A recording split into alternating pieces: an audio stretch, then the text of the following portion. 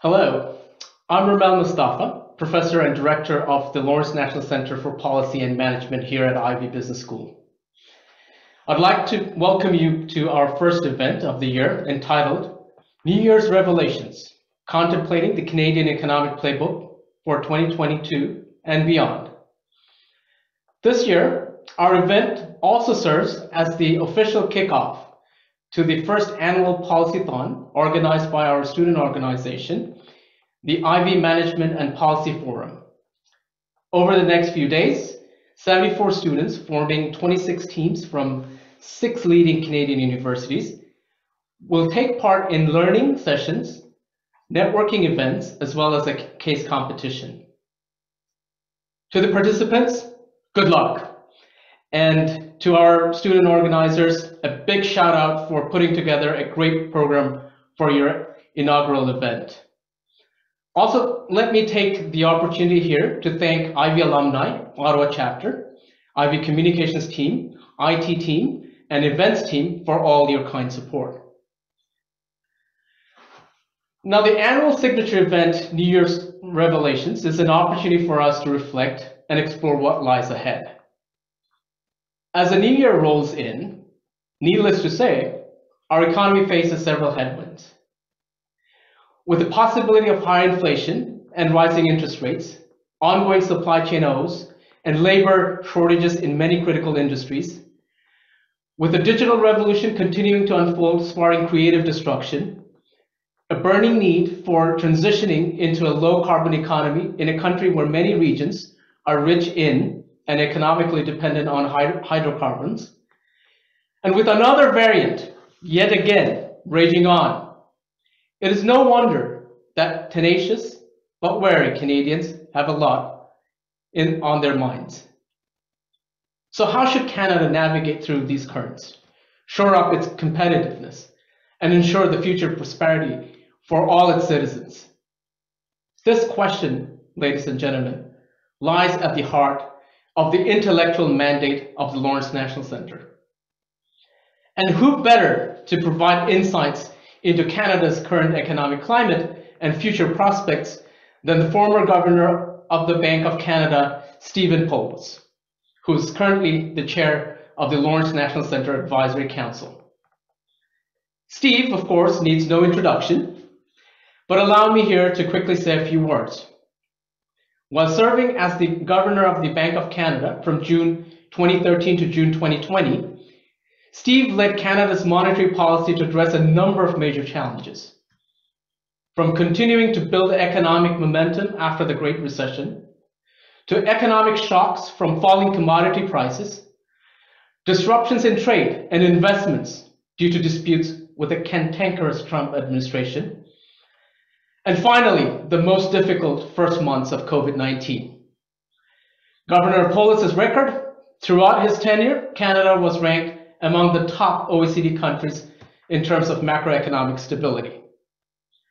Prior to his governorship, Steve was the president and CEO of Export Development Canada. Overall, Steve has more than 40 years of experience in financial markets, forecasting, and economic policy. And in case you didn't know, he's also a proud Western alumnus, having received both his master's and PhD degrees in economics here in London, Ontario. Last year, Steve joined us to provide his unique insights and perspectives in our inaugural New Year's Revelation session. Steve, we are thrilled to have you back again for what will be undoubtedly another engaging discussion. Welcome. Thank you very much, Ramel. It's nice to be here.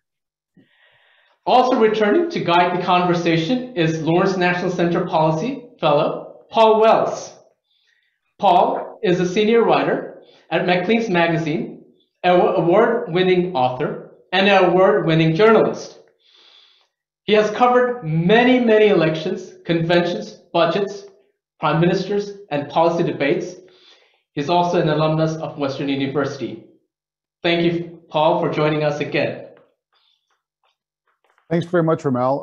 We're looking forward to this chat, and thanks to everyone else for joining us. So I guess we'll kick it off. Steve, it's kind of funny. We're calling this New Year's Revelations 2. I don't believe when we planned New Year's Revelations 1, we were expecting to have a sequel. The idea was we would discuss Canada's economic prospects as we exited from the pandemic. And then the story of 2021 to some extent was a bit of a failure to launch.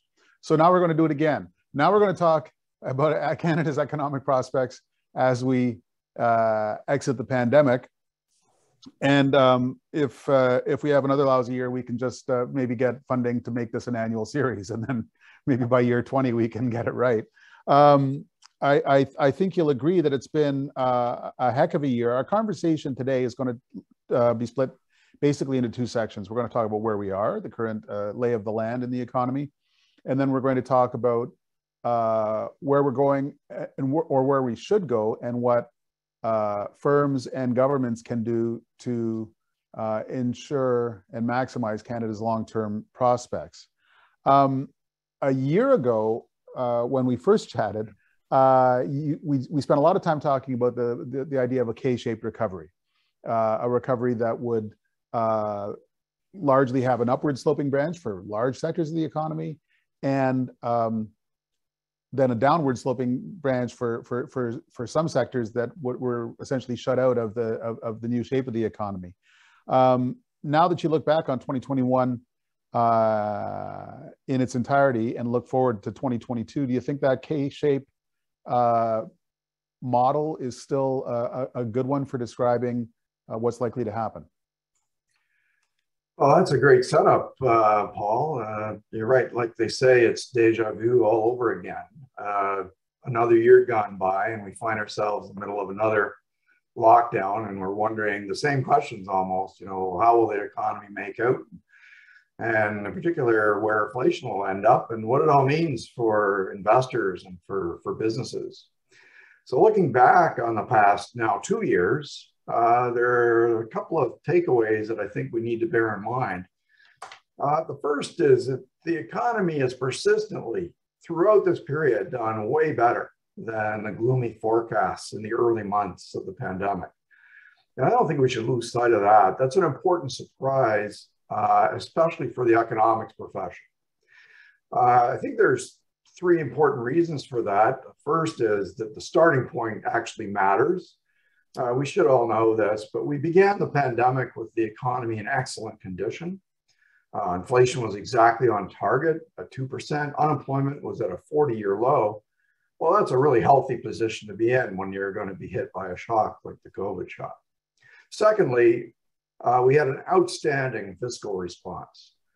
Never has a fiscal stabilization program ever been put in place so quickly, and I'll say so elastically. Elastically meaning that it's made to order in the sense that it will expand or contract all by itself depending on how big the shock was to the economy. And the third thing was our banks. Our banks behave very differently than what they usually do in a recession. They actually extended new credit to companies. They managed the government's small business loan program, and they allowed households who were directly affected by the pandemic to defer their mortgage payments. So the question you're asking is, well, okay, that's all nice, but what now? The economy obviously has weathered the storm really well, and it looks like Omicron, you know, I mean, given the adaptations we've done along the way, and of course, vaccination, really key to this, it suggests that Omicron is not having a really significant effect on the macroeconomic situation. So the description of the economy as forming a K that was so helpful for us last year, I think it stays very relevant. And actually, I think it'll continue to do so longer term. You know, the whole economy can look pretty good as it does, but our macro economy, our whole recovery is totally complete, but as you know, especially as measured by employment. But there's a few stress sectors, as you know, travel, tourism, bars, restaurants, gyms, entertainment, so on. Those sectors matter and they're still being affected. So how can the macroeconomy look so good? Well, the reason is that those sectors, while they've been suffering, other sectors have actually been growing. That's the top part of the K that you mentioned. So it's important to have this two-track picture of the economy. Things like professional services around IT or education, medical care, legal, finance, engineering, accounting, and of course, government. These have all been growing. And so there's a lot of new job creation in those areas. So the folks, I think, in the bottom part of the K who've been dislocated by all this, a lot of them either went back to school or otherwise found their way into the top part of the K. So you combine that with a temporary lull in immigration flows, which was natural. And that's one reason why there's a shortage of workers whenever the restricted sectors reopen. So this combination of worker shortages and the need to conduct business remotely is encouraging a lot of investment in IT and automation and AI. So I think there will be more restructuring and job losses in those restricted sectors. And some of these will become permanent. And therefore, the idea of the K to describe that evolution of the economy will remain relevant for years. That'll be reinforced by the fourth industrial revolution as it spreads around and displaces more people and sends them into the bottom part of the K. Just before I finish that, I'll just mention a couple of numbers. Like during the pandemic, the bottom part of the K only amounted to about 3% of the economy, about 3% of workers. Of course, it got a lot of attention because they were really hit hard. But a survey conducted by the World Economic Forum shows that about 15% of global workers are at risk of disruption from new technology between now and 2025. That's much bigger than what we've been through. So I think we need to bear that in mind. Households are adapting to that. I think they've been through a lot, and by one of the things they're doing is they're saving more money than before. Well, one of the reasons is you can't travel or eat out, but it's also because they're more concerned about that future and the volatility it holds. Okay, thanks for that overview. So it sounds like the economic picture over the last year and a half was actually not as bad as a lot of people feared, but that the short-term prospects are not necessarily as rosy as we might hope, that there's still room for nervousness over the next little while. A year ago, you were talking about what you called a tripod of angst that a lot of people were sharing as they looked at the economy. And the pillars of that tripod were higher inflation, higher taxes, and high deficits. Let's take a look at those threats and maybe start with inflation, because it's the one that's been getting all the headlines lately, and has become a bit of a political football too. How should we think about inflation during this pandemic period? Sure. Well, the tripod of angst, I think, is still well there. In fact, it's evolved since we spoke about it last year. It was based on that huge rise in government debt. People look at that and say, well, how are we going to deal with that? They either worry about higher taxes or, well, parochially called money printing, which could mean higher inflation. So that tripod, somehow people think something has to happen in order to get us through this. So far, there's been very little talk, actually, anywhere of higher taxes. So an important premise is that in the past, if governments keep doing a good job of encouraging growth in the economy, indebtedness will decline naturally, like it did after World War II, for instance. So we can kind of grow out of it if they do a good job on economic growth trends. That's doable, okay? But right now it's unknown. Whereas a year ago, the inflation worry was just that. It was kind of theoretical. It's become public concern number one. Headline inflation has soared to 4.8% in Canada. We just got those data yesterday. 7% in the US, 5% over in UK, and so on. Except for people in my age cohort, most people have never seen anything like this. I mean, really. I said last year that there were risks around the longer term inflation outlook, and I still believe that's a risk that we have to be treating seriously. But I think the conversation around inflation has been pretty misleading so far. At the point we're at now, it's certainly not as bad as it looks.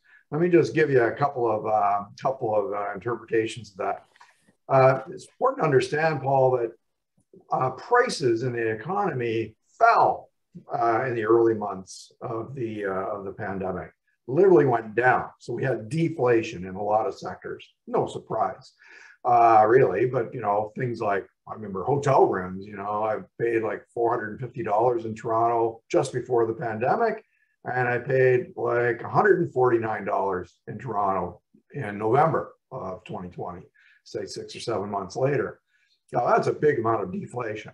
So what happens, of course, is when the prices recover, when things normalize, prices go back up to normal. Well, that looks like inflation. We measure inflation between now and 12 months ago. It's always how we do it. So you get these large rises just because prices go back to normal. And some prices, of course, go up, and so that makes it even more. But the point is, the average inflation rate, actually over this period, needs to take account of that decline first. So the latest figure, 4.8%. If we just take energy out, which often we do that because it's a very choppy kind of element in prices. We take energy out, the average annualized rate of inflation since the pandemic started is 2.2%. That's over 22 months. And so that's not really a big problem, okay? So as long as we settle in there after the big bumps and wiggles are over. And people are also worried about wages, because wages, of course, if wages start to go up faster because of higher inflation, then we can have a wage price spiral. Well, the K-shape that we talked about earlier means that there's been a lot of job growth in higher wage jobs and much less job growth in low wage jobs, okay? And what this means is that the average wage in the economy is going up, even if there's no wage change at all. So if you hold those weights fixed, okay, take that distortion out of the numbers, the average wage has been rising by about 2.5%, which is even slower than before the pandemic. So I'm among a lot of others that think that inflation is going to ease quite a lot this year for these mechanical reasons and as supply chain issues work themselves out. And people shouldn't forget the last year we had a major drought, we had major forest fires, we had major floods. We had a lot of unusual things affecting the economy and affecting prices, especially food prices. Now, I'm not arguing inflation is not a concern, because it is, and of course I said so last year. We're still stimulating the economy, and the economy is basically at full employment. So there are risks there that the inflation could pick up over time. But there are some things on the other side that you have to remember too. Economic capacity is for sure expanding as we sit here. Immigration is picking up again. So those worker shortages are going to get resolved that way. The supply chain issues are being resolved, and investment in new capacity by firms is really picking up. So supply can outpace demand over the next number of quarters. And secondly, I think this is probably my most important point, the fourth industrial revolution is underway. And in every industrial revolution we've lived through so far, the deployment of new technology increases productivity, and it manifests itself in lower prices as firms deploy that technology and customers get the benefit of those lower prices. So actually, I think in a couple of years, we're probably going to be puzzling over why inflation is lower than most people were expecting. Nevertheless, managing those risks, that's a hard job. It's difficult when there are so many unknowns. The situation is unique, and it'll take great judgment to get it done right. The point is that mistakes can happen in this situation, so we all need to be thinking about those risks. Absolutely. Okay.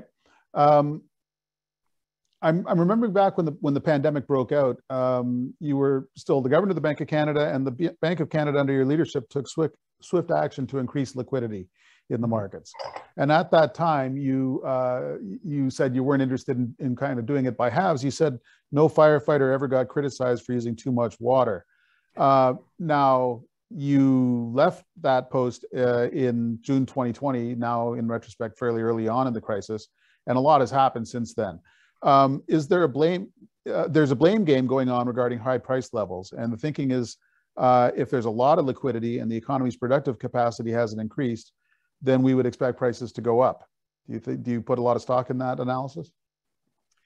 Well, I've heard the argument, obviously, that the government policies and the central bank policies together have caused a housing boom and inflation perhaps to rise.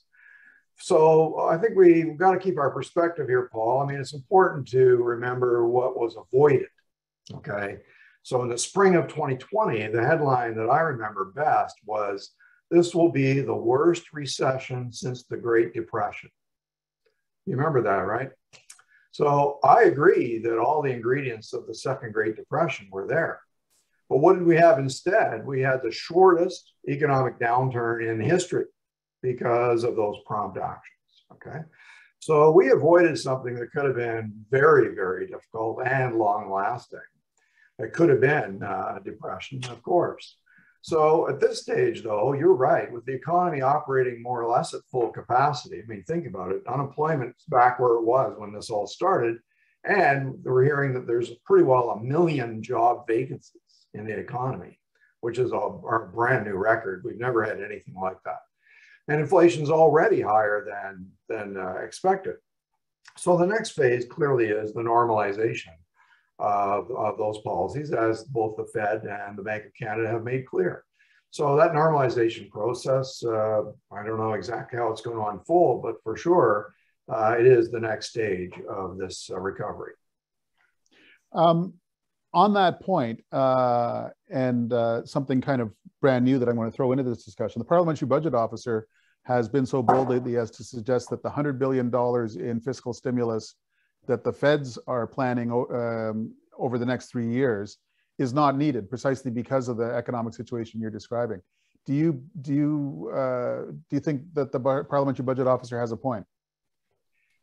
Well, the point that is being made is that the economy seems to be at roughly full capacity. And this is definitely not a decimal points kind of situation. You don't argue about whether it's, you know, just exactly right or not. It's obviously very close to full capacity.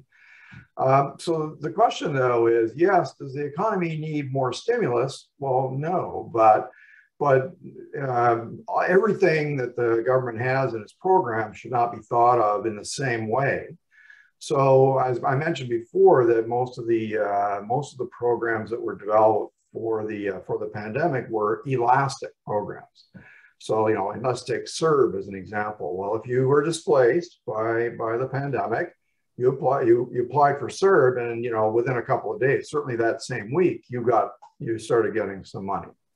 And that was, as I said, the fastest that we've ever done anything like that. And it was highly stabilizing for the macroeconomy. Well, when that person goes back to their job, they're no longer collecting CERB. So when the government budgeted out money for CERB, it was like just a guess. And you know, so and if the economy, you know, dealt with the shock faster, less money would be spent. If it took longer, then more money would be spent. That's what elasticity means. And so it's automatically becoming less. And so if they put out in a provision in the budget for a certain amount of usage in that program and it gets used less, then we'll find out that they spent less on that program. So they're, as economists say, endogenous, but I say elastic. Some of the items in that number, though, are truly structural items. My favorite one is the one around childcare. So childcare is the kind of thing which is crucial. It's a major gap in our social infrastructure, and it will be growth enhancing because it will encourage labor force participation at a time when Canada is not producing any net growth in its workforce, except through immigration. So it's a really important initiative, in my view, and it's the sort of initiative that will pay for itself. So we can see that from the experiment that was done in Quebec over 20 years ago. And so I think to make these sort of blanket statements that this should no longer happen runs the risk of, you know, confusing which channels and which line items can be thought of that way and which ones should not be. So I won't make a sweeping statement like that, except to say that it's true that the economy does no longer need stimulus. However, it does need structural growth.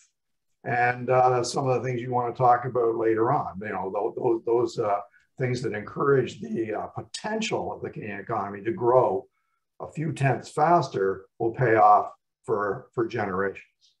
Okay. We're now in a phase of mopping up. The Bank of Canada ended quantitative easing bond purchasing program last October. So we might be heading into a phase of relatively higher interest rates.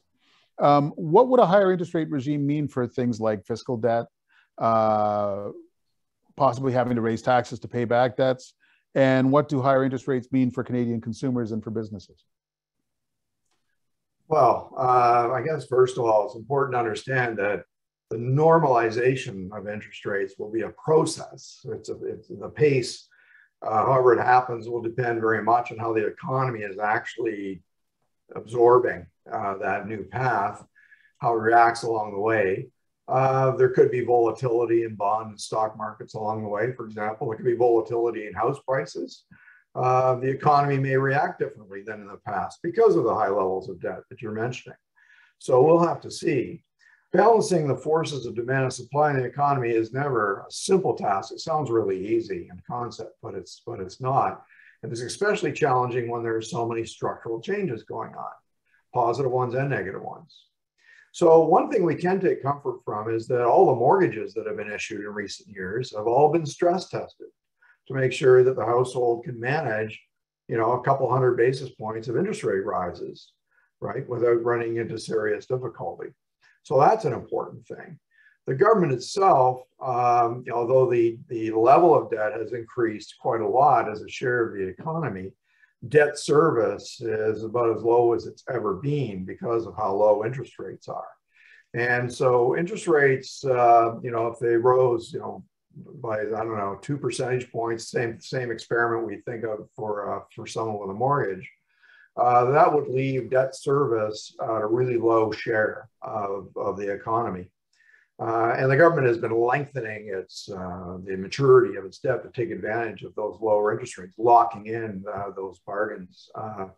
And so I think that it's quite possible as things sit for the economy to grow with its headline growth rate to grow fast enough so that the debt to national income ratio for the government will continue to decline long term, even if they don't try to pay back any of the debt.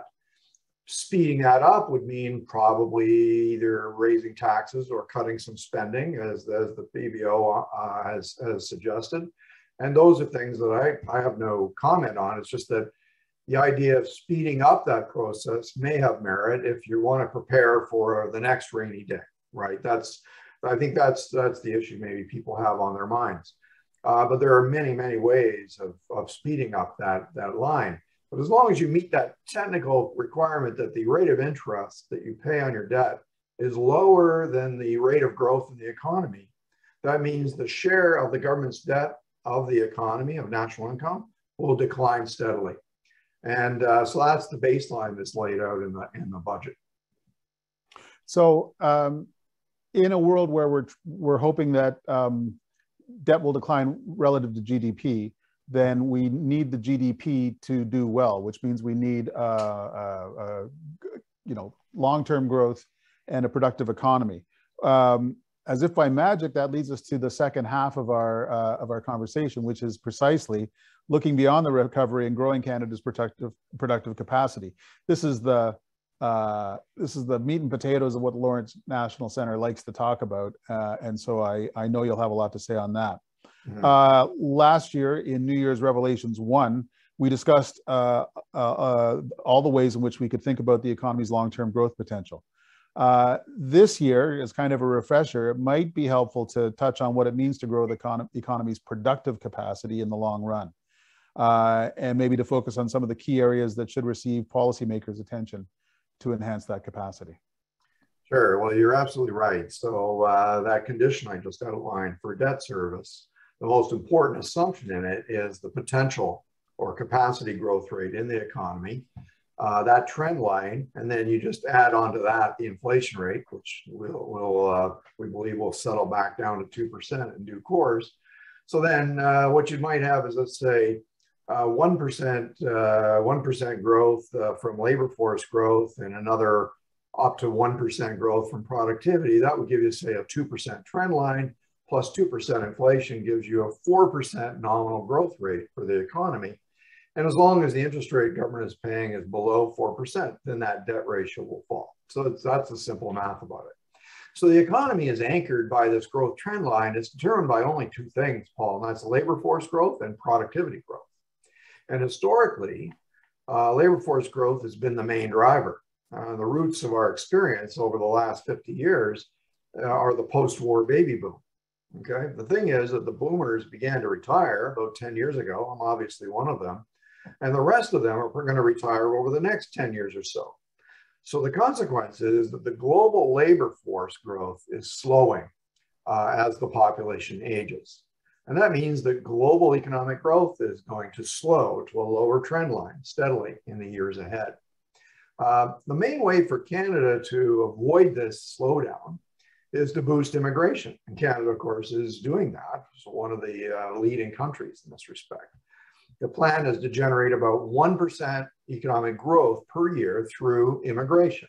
That would be around 400,000 people per year, which, as you know, they're even boosting that in the near term because we kind of have a bit of a gap year in 2020, 21 in there. Now, another way to boost that growth line is to boost labor force participation, okay? And that's what I was mentioning before. By investing in childcare, you get a couple of points of extra growth in the workforce because women can join the workforce more readily. And I'm happy to say that we've seen a big move on that front since our session a year ago. So that, setting that aside, the rest of our economic growth has got to come from productivity. And productivity, a lot of people think it's kind of a nasty word because it sounds like you're cutting jobs in order to produce productivity in companies. That's not really how we look at it. Productivity growth comes from investment in current technology, and it comes from investment in new technology, and it comes from investment in infrastructure. So importantly, productivity growth can be held back by a lot of things. I mentioned a couple, like financing constraints. You could be a really productive company, brand new or a young company, and you can't get finance to grow. Or it could be inefficient tax systems, and don't get me started. We have that. Regulatory impediments, probably shouldn't get me started on that either, but let's just call it, red tape or, permitting or all the things that kind of slow things down, sand in the wheels. And then there are things like trade restrictions or regulations across provinces that differ from one province to another that make it hard for companies to grow. So removing things that are holding productivity back can be just as important as promoting investment when it comes to generating more productivity. Now, I know I've mentioned a lot of things that affect productivity growth. Obviously, it's not just giving a worker a new computer. In the coming years, I think we're bound to see some significant positives in productivity coming from the fourth industrial revolution. But at the same time, the economy is going to be working through a major structural change as we do that forced transition to net zero carbon emissions. So that's another kind of a headwind to that process. So there's also, therefore, a lot of uncertainty on this, how productivity will unfold. And we need to start that conversation with this, and that is that historically, we have not been doing a good job here in Canada. And that's for a long time. We've been lagging other major economies on productivity growth for a really long time. And since everybody has access to the same new technology, we obviously need to be looking at the productivity inhibitors really carefully. Now, the Lawrence National Center has been focused primarily on the infrastructure aspect of productivity, which I think is great. And they have a three-pronged approach, which is digital infrastructure, trade infrastructure, and social infrastructure. And that's the central channel through which we can all boost our long-term growth trend line and make that debt service we talked about easier over time. It'll happen all by itself if you do a good job with productivity. So I want to pick up on a term that you used there, fourth industrial revolution. It sometimes risks becoming a bit of a buzz phrase, and it's hard to really kind of wrap our heads around it. But clearly you think these are real changes that are going to have considerable promise, but also some uncertainty. How do you think that this revolution might unfold? Well, absolutely. I think it's probably the most important force acting on the economy right now. Well, demographic change is strong, even stronger in a way. It's Mother Nature at work as opposed to technology. But technologies like 5G, AI, the blockchain, these are just examples of what broadly speaking, is the digitalization of our economy. These are all very special. They are what we call general purpose technologies, or GPTs. They'll be applied throughout the economy. Okay, the big benefits don't happen the day you invent it. The benefits happen as people begin to use it, in much the same way that computer chips have. And how it ends up showing up, you never really know in advance, but you can learn a lot by studying past industrial revolutions. The third industrial revolution, of course, is the one most of us will remember the best. That's the computer chip revolution. It started in the late 70s and really unfolded over pretty well 20 years, let's say. Well, through the 1980s and 1990s, economists were looking all over the place for evidence that there was productivity benefits from computers. There was no evidence in the data. One of the jokes I heard during that time was, there's productivity everywhere except in the statistics. I mean, every company you talk to would say, look what we're doing. We're doing all this new productivity and everything. But we could not find it in the statistics. It's a really hard thing to capture for statisticians. And we now know that the big benefits from the computer chip revolution arrived mainly between 1995 and 2005, like pretty well 20 years after the chips were introduced. And that living standards were boosted by more than 10 percentage points during that period. That's 1% per year of additional economic growth that no one was expecting. Now, people were being displaced all along the way.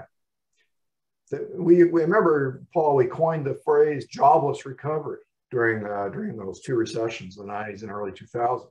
Inflation was running slower than expected, and that's because of the cost-saving implications of the new technology.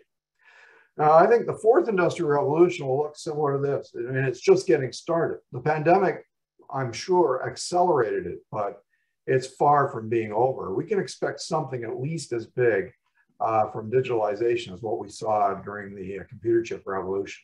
Maybe the deployment will be a bit faster, but I think we're just beginning to see the potential applications. We'd expect to see the same phenomena, lots of worker displacement, falling prices, and so on. But frankly, the path we take is quite unpredictable. Just take an example like the blockchain. Okay, so actually the Lawrence Center has a research brief on the application of blockchain. Most people think of Bitcoin as where the blockchain, that's actually where it came from. But the applications of the blockchain are spreading into a lot of much more practical parts of the economy. So one case that they study is the application of blockchain solutions to prevent product counterfeiting. And this is in industries ranging all the way from something simple like milk, or cheese, all the way to exotic stuff like diamonds. Okay, so tracking the entire supply system in a blockchain. What we do know is that every industrial revolution has, when it's been deployed, has created many more jobs than it disrupted. But it requires skill adjustments, okay, to get from the bottom part of the K up into the top part of the K. So that's what we expect to see as things unfold. And I'm guessing that we'll be talking about it for a good 10 years, probably longer. So if we know a revolution's coming, incidentally, I believe we've got that policy brief that you talked about up on the chat, so people can download it and read it later. When we know that there's a revolution coming, we can at least theoretically prepare for it. What are some of the ways that we can prepare for this revolution that you're talking about? Well, one of the things that's going to happen is we get people, say the World Economic Forum is right, and up to 15% of people in the world are dislocated, or at least their job is affected by the new technology, and they end up in the bottom part of the K. What they do need is the help to get into the top part of the K.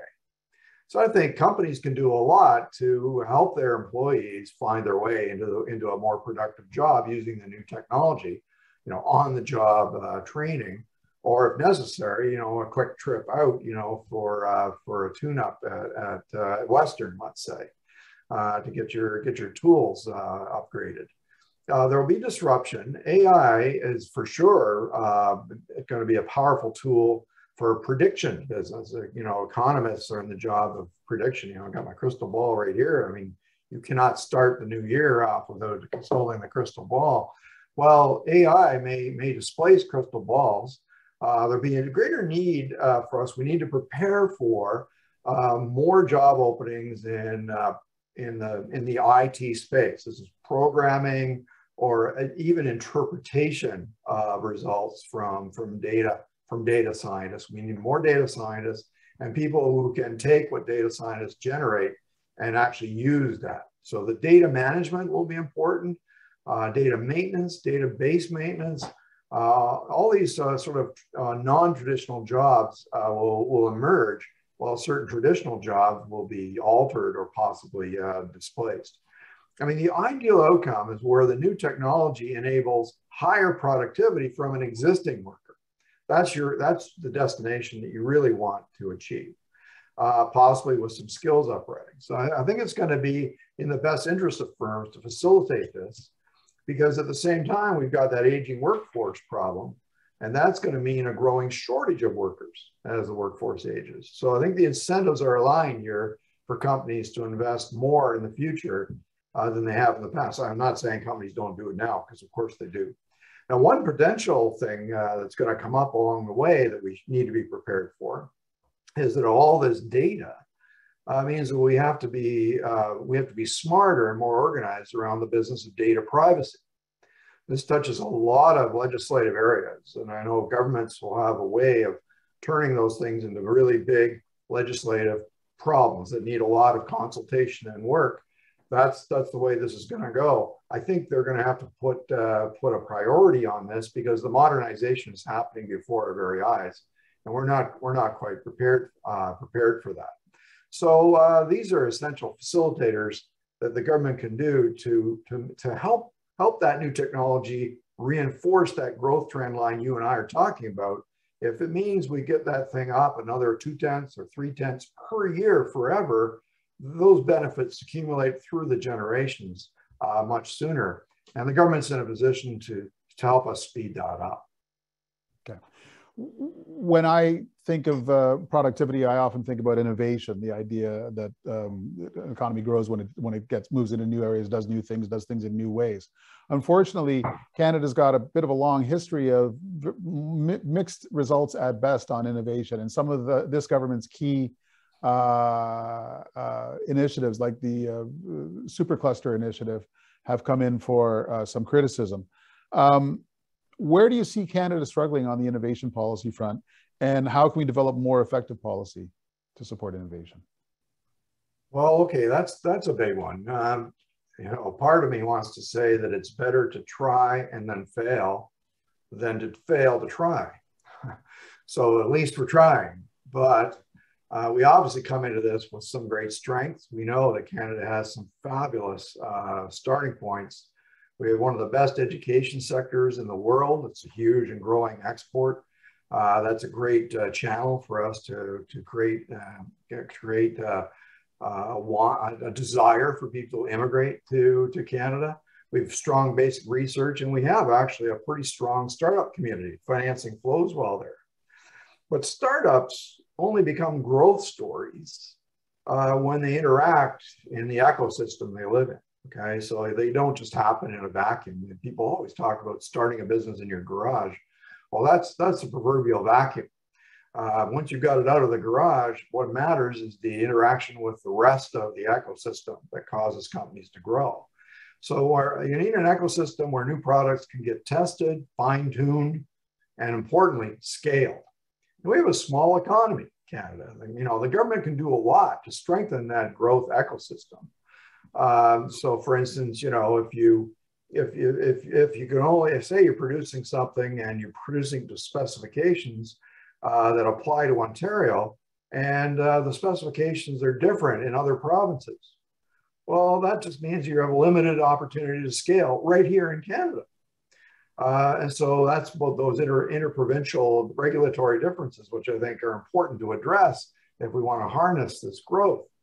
But in fact, more practically, the Lawrence National Center has a good research report you should point people to that explores the public-private partnership model in developing innovation ecosystem. And it featured what they call Encore 5G. It's Encore, not spelled Encore. It's like ENCQR. But that 5G project is a partnership with 5 multinational tech firms and 3 governments. And what they did was they created a platform for startups and researchers to test and scale their pre-commercialized 5G applications. So it's kind of a cluster idea for sure, like you're referring to. And to me, that showed a lot of promise. There was a lot of uncertainty, you know, how the technological advances would somehow get out, how the underlying infrastructure for testing could be deployed. The project really leveraged those 5 anchor firms' technology capabilities. It's kind of like a mothership kind of concept, where the companies have identified needs or desires for the marketplace. And then when those new technologies align with those needs, then they get harnessed right away. So often in our startups in Canada are producing new tech that governments could just buy and deploy right away. But we have very complex and very careful, cautious, conservative procurement policies. And those things can really stand in the way. The regulatory differences between provinces can stand in the way.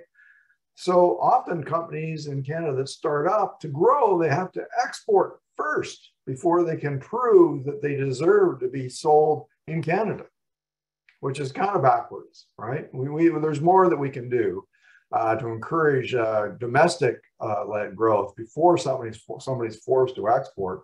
And often that process of exporting, what that does is it opens up that company to foreign buyers, right? That's really what happens, and you end up losing that growth story. So anyway, that case study I think was quite interesting, Paul, and it's a good illustration of it moved kind of slowly, if you ask me. It could have moved faster, but the point is it did some good work, and I think that's a good model that if we could replicate that more and grease the wheels so that it happens faster. Again, with a common denominator is that's the sort of thing that can cause that trend line to go up a couple more tenths.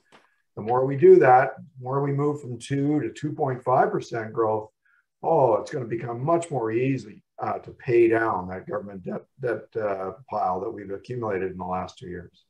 Okay.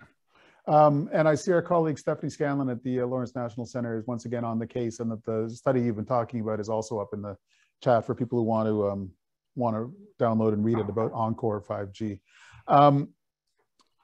Now let's talk about what is certainly going to be a big economic factor over the next little while, which is the transition to a low carbon economy. Governments around the world have signed on. Large firms are making their own moves to some extent independent of government action because they know what's coming. And yet the kind of lack of policy coordination has led to a situation where I've got family out west. They sometimes feel like they're just being ordered to shut the energy sector down, and there's strains in the federation, talk of an east-west divide. It's going to be one of the biggest jobs facing governments, you know, for the foreseeable future. And I wonder whether you have some thoughts on how to make this energy transition actually work. Right. Well, you're right. It's going to be a tough task. They call it COP26 for a reason, right? It's because it's the 26th time that they've tried to reach international agreement on how to do all of this. And so what is happening, though, is it's become an imperative and has already caused a collapse in investment in Canada's energy sector. But politics really is more the art of the possible, which means that it's pretty hard to predict what path we may take to get to net zero. For now, I'll just offer a couple of observations. It's clear for sure that investors have embraced the concept of net zero by 2050. And of course, financial intermediaries like banks and pension funds are also signing on.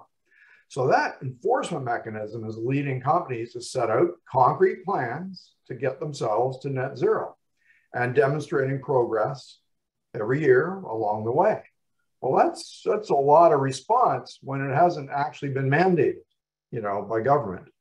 So I think by that force alone, it looks to me like we can make a lot of progress toward net zero by letting the market do its thing. But despite all that, let's just add a dose of reality to the situation. I think the reality is that there's every reason to believe that Canada can remain a major producer and a major exporter of energy and other related products. Here's a few inconvenient facts for you, Paul. Over 80% of world energy needs today are based on fossil fuels. There are 3 billion people in the world who have no access to electricity or gas for cooking or heating. Half of the energy needs outside the OECD consists of coal or biomass, okay? So we have to remember where we are. If global demand for energy, which is kind of an existential, I mean, you need food, you need water, you need energy, okay? Global demand for energy will increase by 50 to 60% over these next 30 years as we approach 2050. So just meeting that increase in energy demand with new investments just in renewables will be a really big challenge all by itself. And if we succeed, which I expect we can, well, still around 50% of global energy might still be coming from fossil fuels. So to me, the only way to get through this is to, reconcile the world's green ambitions with its carbon backbone. That is through extensive deployment of carbon capture, utilization, and storage technology. And I think every realistic scenario leaves energy needs still relying on that source, but combined with that new technology. And so all Canada needs to do is be a leader in carbon capture, and it can remain a leading energy producer and exporter. And that's my view on that. And so right now, the sort of simplistic view of just switching to electric and leave all that in the ground, I think is not possible for us to get there. We have great technologies that can get us there, though. Okay. We've got a few more minutes and several questions in the chat. I want to put some of the kind of most popular questions to you in the time that we've got left. A couple of people are asking about the fact that residential investment accounts for about 10% of Canada's GDP. What do you think of the implications of that households are driving so much of the economy right now? Well, it's true. And the counterpart is that investment by companies has gone down as a share of GDP. Part of this is because of the withdrawal of activity in large parts of the energy sector because of low oil prices and this green trend that we just talked about. But yes, housing is a big share of the economy. One of the reasons for that is we have one of the highest immigration rates in the world. It's a very important part of our story. It's how Canada came to be, and it's how Canada will sustain its living standards through that. And so I expect that housing will remain a pretty high share of GDP going forward. It's probably going to come down a bit from there just because we're going to probably move off of zero interest rates. There's no question that having interest rates close to zero has boosted the demand for housing, people bringing it sooner into their life plans. But so that would adjust part of that normalization process. And as I've mentioned before, investment by firms appears to be picking up nicely. So we should see some movement in those shares as we go forward, but I wouldn't expect anything dramatic, Paul. Okay. And a lot of people are also on a similar note suggesting that maybe the housing market might be overheated, or at least regionally overheated.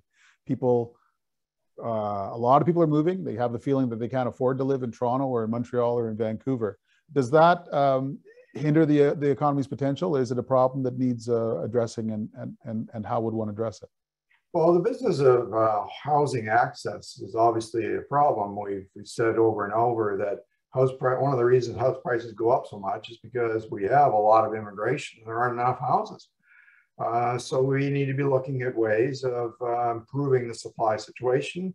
And it seems like zoning is an important area there. And different forms of home ownership may get innovated through, house. Right now, we think of the standard life plan, buying a house, paying for it by the time you retire. and then living off the proceeds, or we're living a retirement in a smaller house. That isn't possible for the average person if they're living in a place like Toronto or Vancouver. And so what we need, I think, is more innovation in the housing finance space. In the end, is it overheated or not? It's really, really hard to say. The fundamentals are very strong for Canadian housing. And people should remember that if you take a given city and you make it bigger through immigration, the existing houses toward the middle always go up in price. It doesn't matter what interest rates are. The reason that happens is because they're closer to work. Okay, but part of this phenomenon of spreading out is because of the hybrid work model that's emerging. That's a big factor in the future that's really hard to get your hands around. But it looks as though people can really, like we always thought, live a little bit more where they want and work from there.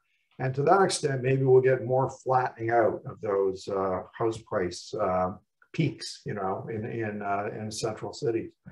But immigration will continue to feed it from the bottom. Okay. Well, we're getting close to the end of the time we had allotted, and it sure looks like there's a lot to consider. I mean, housing bubbles, climate challenges, productivity and innovation challenges, a lot of uncertainty. And incidentally, you've got a book about all of this coming out. You've got a book coming out in about a month on February 22nd called The Next Age of Uncertainty. Can you tell us a little bit about it? Well, thanks for mentioning that. Yeah, the book, pretty exciting. It's coming out the 22nd of February. What I do in the book is identify the major long-term tectonic forces, one of which we talked a lot about today, which is technological progress and demographics operating in the global economy. It examines historical episodes like past industrial revolutions, where those same forces gave rise to major economic and financial convulsions. And basically, I'm suggesting we all need to prepare for a rising tide of volatility in the coming years, because these forces are really growing in magnitude and interacting with each other. So it speculates on how the world will adapt to that riskier future. Things like how we will work, the future of housing, and how companies will succeed and grow.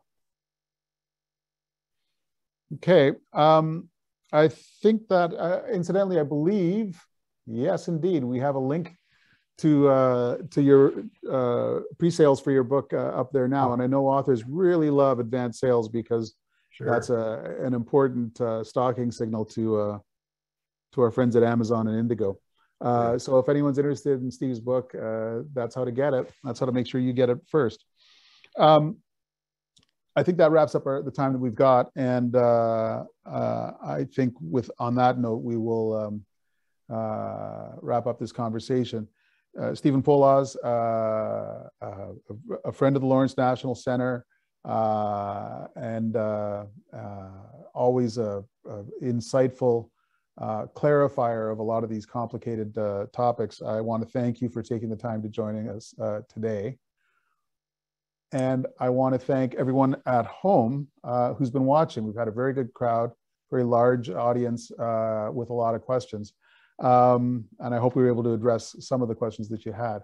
On behalf of the Lawrence National Center and the Ivey School at Western, I'm Paul Wells. Thanks very much for joining us today, and we'll talk to you again soon. Good night. Thanks, everybody.